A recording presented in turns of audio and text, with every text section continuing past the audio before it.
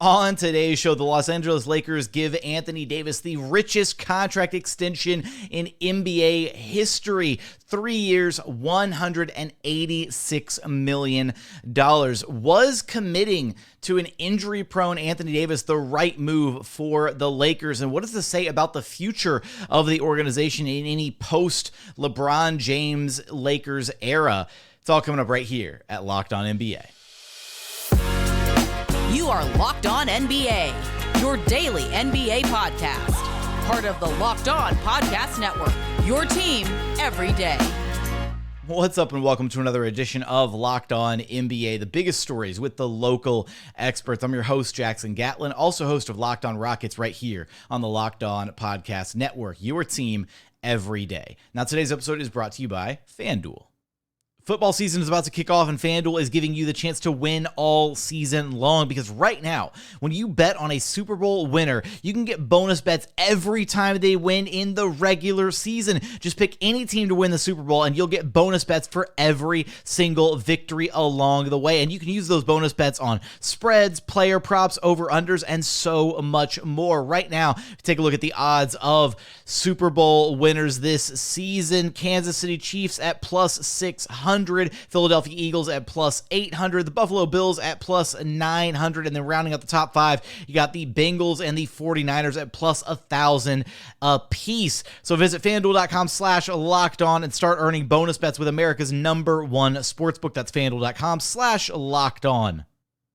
Joining us now is the host of Locked On Lakers, Brian Kamenetzky. You can track down wherever you listen to your podcasts and on YouTube. Just search Locked On Lakers. And Brian, Anthony Davis inking the largest contract extension in NBA history. 3-year, $186 million extension to his existing deal. Carries him through the 2028 season with the Lakers now.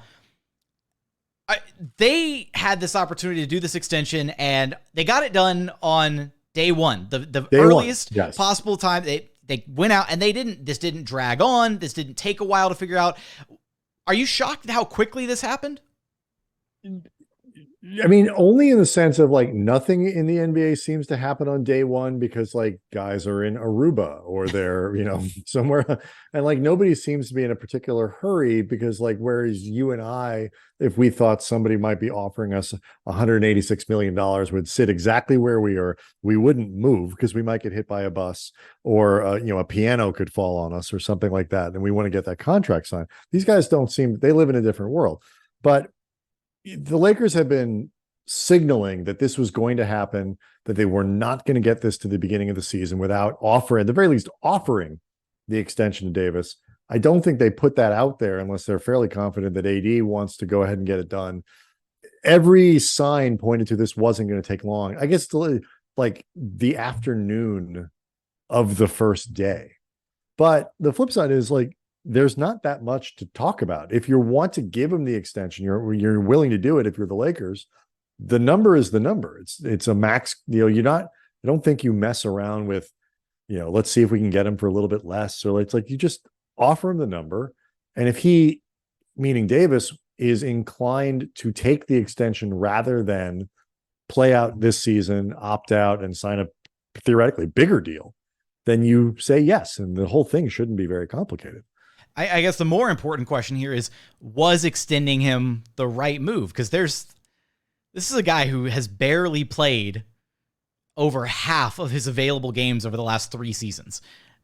Last season, regular season totals, right? Because we had the one season, the 72-game year, 236 available games in the regular season. AD has played 120 of those. This is not a guy who is an Iron Man in any sense of the word. That's the hard part.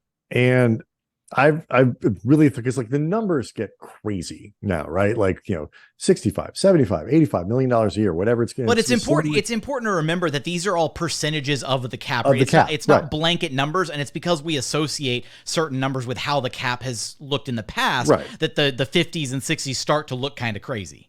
But the difference now is that there are real punitive measures that are attached to these aprons that they put in with the new CBA, first apron, second apron, and teams are much more even rich teams like the Lakers, the Warriors, the Clippers, all much more cognizant of where these lines are. And so, how far over the cap you are, how far over the luxury tax you are, looks like at least it's going to start mattering a little bit more to us, that echelon of teams that seem to ignore it. So like the numbers start to matter. And so like in that sense, yeah, there is risk of having Anthony Davis signed into his mid 30s with the idea that like he's not going to get healthier probably. I mean, you'll hopefully have a couple seasons where he plays 65, 70 games, but you're probably going to have a couple seasons where he plays 34, or at least one of those is probably thrown in over the next 5 years. And so that's the risk. I think where I'd come down on this is if you're going to give that guy that much money, like that much percentage of your cap, you're going to limit yourself potentially like, the Celtics are with Jaylen Brown and Jason Tatum and all that, just on what you can maneuver and do. Your player has to be that good. Maybe he gets hurt a lot, but is he that good? Is he good enough to be worthy of that kind of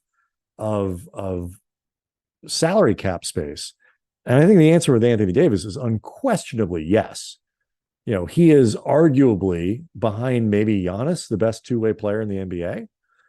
When he's on, it wasn't that long ago after the 2020 finals, we were having the debate as to whether or not he was as good as Giannis.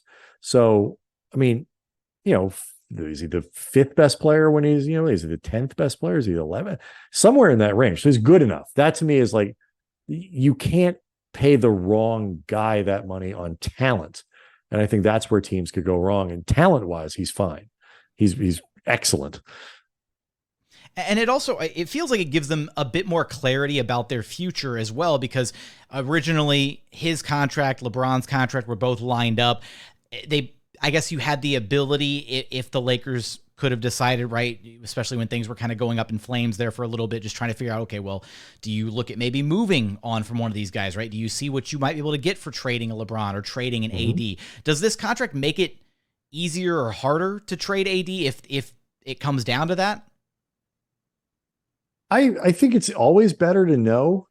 I mean, on the one hand, like you can get really cute, and the Lakers have been, I think, as guilty or more guilty of this than most teams, of like trying to sort of thread the cap needle, and we're gonna hold on to max cap space in 2 years, so we're not going to sign this guy. Or they wouldn't give like their second round picks that extra year, and it has cost them. Austin Reeves got to free agency faster. Taylor Horton Tucker, when that was a thing, got to his free agency faster, and all these things sort of impact the way that everything is around your cap. They're not doing that anymore.